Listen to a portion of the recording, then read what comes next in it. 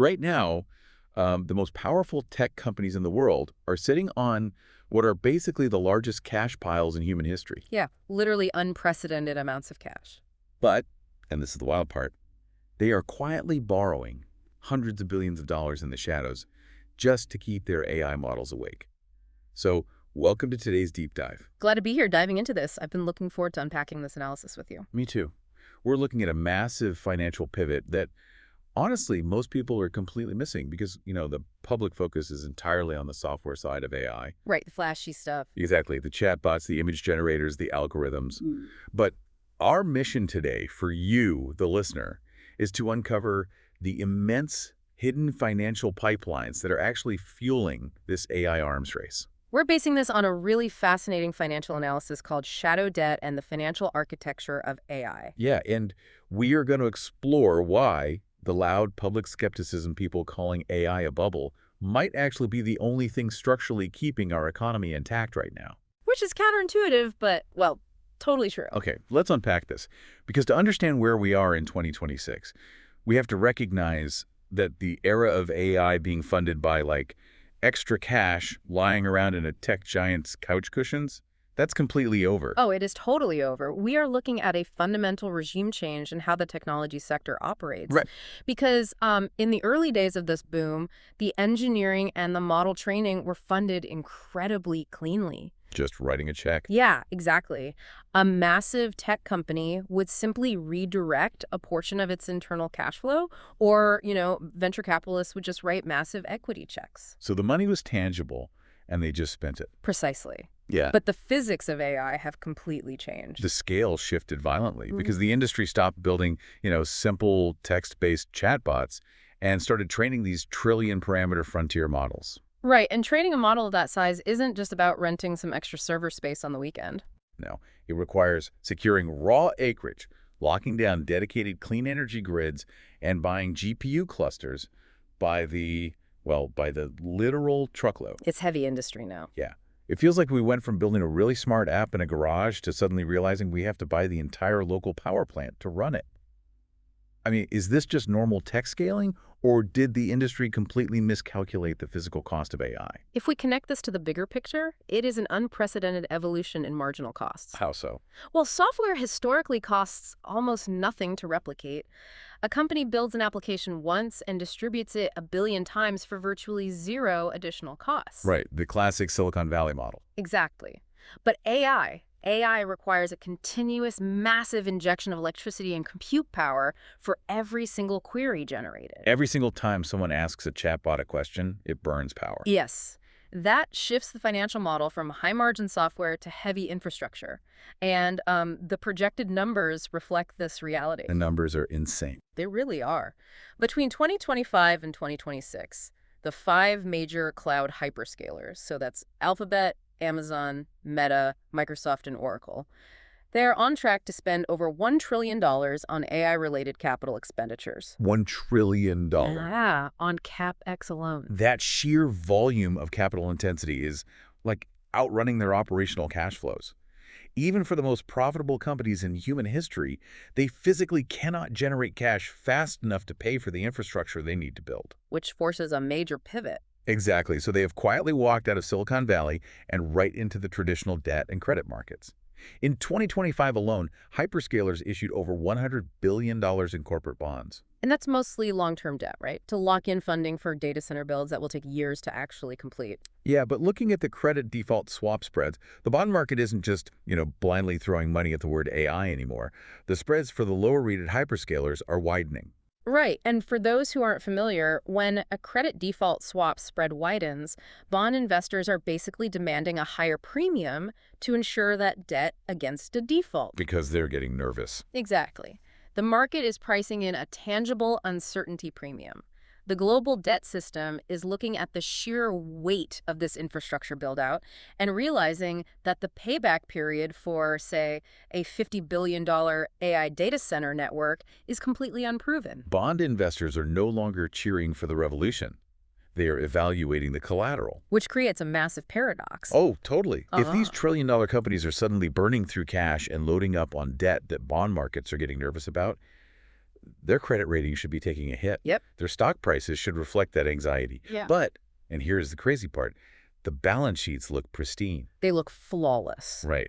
So if a corporate CFO needs to spend tens of billions on data centers without spooking the credit rating agencies, they must be hiding this debt somewhere. The standard algorithmic metrics won't catch it. And they are. They utilize special purpose vehicles, or SPVs, alongside joint ventures. Which is basically shadow borrowing. Yes, it is a form of shadow borrowing, and it is the exact financial sleight of hand regulators at the Bank for International Settlements and the European Central Bank are currently sounding the alarm over. Okay, so how does this actually work in practice? Well, consider Meta's Hyperion project in Louisiana. It is a massive $27 billion data center operation. Huge. But on paper, Meta only holds a 20% stake in the joint venture. The other 80% is owned by Blue Owl Capital, which is a firm that raised the necessary capital through private placements with fixed income giants. Who put up the money? PIMCO anchored the deal with an $18 billion commitment, and BlackRock added over $3 billion. Wow. Okay, so Meta gets a $27 billion data center, but they didn't touch their own cash pile. And that $27 billion in debt does not show up on their main balance sheet as a liability. Precisely. They just sign a long-term operating lease to pay rent to the SPV for using the facility. Ah, so that lease converts a massive capital expenditure CapEx into a recurring operating expenditure, or OpEx. And that distinction is everything to Wall Street. Because of how they measure health. Right.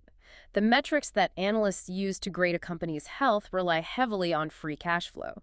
Free cash flow is calculated by subtracting capital expenditures from operating cash flow. So if a company pushes a massive data center build-out off its books and categorizes the ongoing cost merely as rent, its free cash flow looks incredibly strong. The company appears wildly profitable and highly efficient, completely masking the underlying infrastructure burden. But the financial obligation hasn't evaporated. I mean, as of early 2026, future undiscounted off-balance sheet lease commitments for these major players quietly accumulated to $822 billion. It's a staggering number. Here's where it gets really interesting for me. Yeah. If I take out a massive loan but put it in my cousin's name and just promise to pay his rent, the bank is still going to come knocking if I lose my job and stop paying. That's a great way to put it. Isn't this $822 billion just a ticking time bomb hidden in the fine print? If the AI software market stalls and these tech giants want to back out of these leases, that debt doesn't just disappear into the ether. You're absolutely right. The legal structures governing these SPVs typically contain parent company guarantees. So they are on the hook. Yep. If a hyperscaler defaults on the rent, the SPV's liabilities flood instantly back onto the parent company's balance sheet.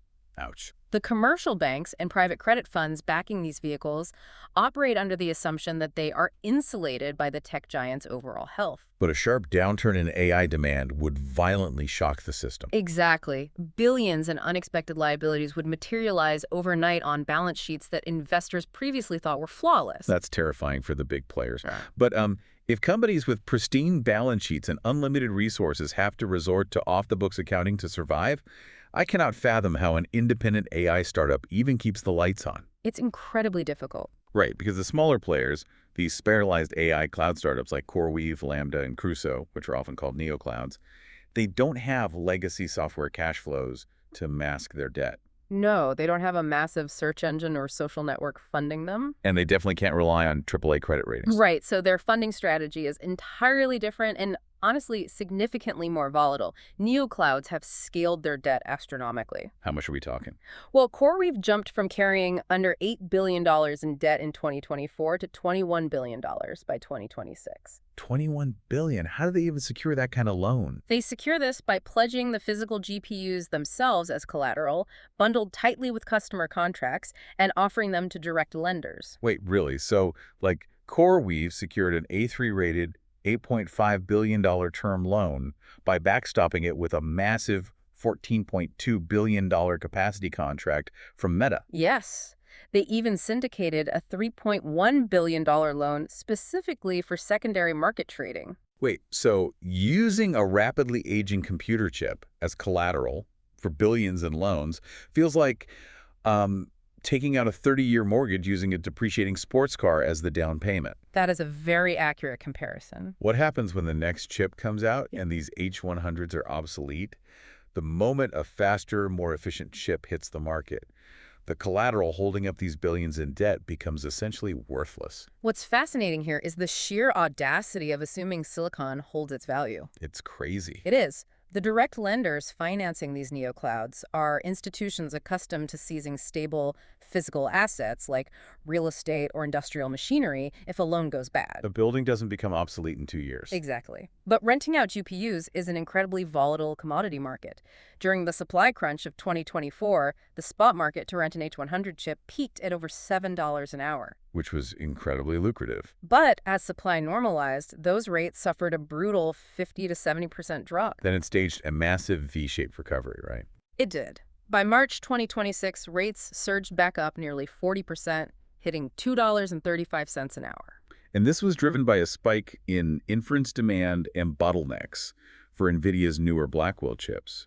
I think NVIDIA CFO even confirmed a 20% year-to-date rise in rental rates during their May 2026 earnings call. Yeah, she did, but the volatility is just breathtaking. It is. Because if the market shifts again, or a major customer breaks a compute contract, those direct lenders will find themselves seizing mountains of specialized, outdated chips. And what are they going to do with them? Nothing. Direct lenders are financial institutions. They are not tech liquidators. The secondary market for obsolete hardware is incredibly thin, exposing these lenders to horrific write-down risks. They would be forced to sell rapidly depreciating assets into a flooded market. Exactly. And it gets even more intricate when you examine the practice of circular financing. Oh, this part of the analysis blew my mind. It's wild. A chip maker or a hyperscaler buys a massive equity stake in an AI startup. In return, that same startup commits to buying chips or leasing compute power from the exact same investor. So they just pass the money back and forth. Yes. That mechanism artificially inflates revenues and bookings across the entire industry. If a chip maker counts a startup's chip purchase as revenue, but the chip maker actually funded that purchase themselves through a strategic equity injection, the economic growth of the industry is an illusion. It's totally circular. And because these are private deals with minimal disclosure, regulators are increasingly concerned that the exact same underlying asset is being pledged multiple times to different lenders in this closed loop. So if one participant fails to meet their obligations, the entire valuation structure could unwind rapidly. Like a house of cards. So we have an illusion of revenue, depreciating hardware used as collateral, and hundreds of billions in off-balance sheet debt. Sounds like a recipe for disaster. It really does. But this setup isn't actually unprecedented. The financial mechanics driving the AI infrastructure boom are a near-perfect mirror image of the late 1990s telecom and fiber build-out. Oh, the parallels are striking. During the dot-com bubble, telecom companies operated under the assumption that internet traffic would double every few months indefinitely. Just like people think AI demand will grow to infinity today. Exactly. So they issued mountains of corporate debt and high-yield junk bonds to lay millions of miles of dark fiber across the country. But the consumer demand and the software applications required to actually utilize that bandwidth, they simply didn't exist yet. Not even close. The projected revenue failed to materialize, the debt couldn't be serviced, and the telecom sector collapsed, dragging commercial banks down with it and triggering a multi-year economic slowdown. Yet the early public skepticism we are seeing right now about AI people questioning the return on investment, calling out the massive spending as a bubble, is actually a crucial structural guardrail. It's saving us. It really is. It functions identically to Alan Greenspan's famous irrational exuberance speech in December 1996. Yeah, Greenspan's early warning caused global markets to take an immediate hit. Even though the Nasdaq didn't actually peak until March 2000, over 3 years later, that early shock acted as a slow-acting brake on the financial system. It forced commercial banks to tighten their credit underwriting. They started pricing in real risk premiums and built up their capital reserves early on. And we saw the same psychology shift in March 2000 when Barron's published its legendary Burning Up article. That article changed everything. It really did. They ran a detailed financial analysis of 207 internet companies and showed that 74% of them had negative cash flows and were on track to run out of money within 12 months. That single piece of analysis completely changed the psychology of the market overnight. It forced venture capitalists and banks to shut off the funding tap for unprofitable startups. While it triggered a painful crash, it forced the surviving companies to abandon hype and pivot to real business models, unit economics, and cash conservation. Skepticism was the hard medicine that forced the internet economy to mature into something sustainable. So what does this all mean for you, the listener? I mean, we hear this loud public skepticism today. Back in 2000, everyday retail investors got absolutely crushed. Is this time actually different? Or are we just using fancier financial terms for the exact same bubble? The critical difference lies in the leverage channels. The dot-com era relied on direct bank credit, retail equity, and mass-market junk bonds. So the everyday person's money was directly on the line. Yes. Today, because regulators raised red flags about AI debt early, traditional deposit-taking retail and commercial banks have kept their direct exposure to AI-adjacent sectors incredibly low.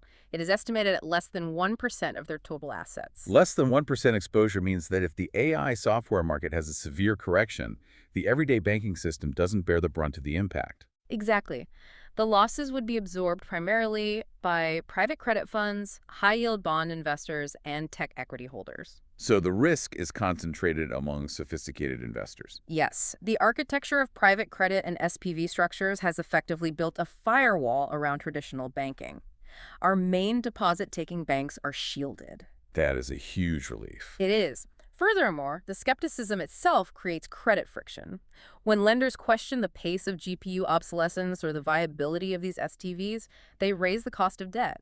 This prevents shadow borrowing from expanding hyper-exponentially. Right. It forces corporate CFOs to demand strict, quantifiable return on investment metrics before greenlighting more infrastructure, rather than just buying AI tools out of pure FOMO, fear of missing out. It acts as a necessary brake. So we've established that skepticism protects the broader economy and forces discipline.